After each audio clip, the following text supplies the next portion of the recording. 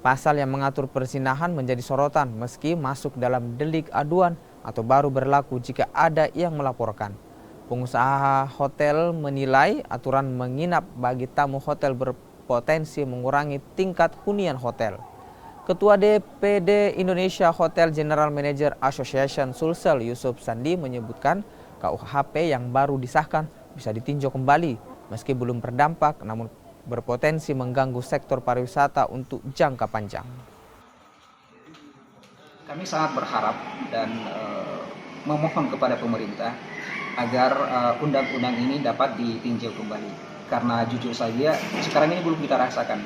Tapi apabila undang-undang ini sudah berlaku nantinya, maka kita sangat yakin dan kita sangat khawatir jangan sampai dengan pemberlakuan undang-undang ini tamu-tamu kita akan ketakutan untuk menginap di hotel. Karena sekarang ini kalau harus membawa buku nikah, ya kan kemana-mana orang tidak harus membawa buku nikah.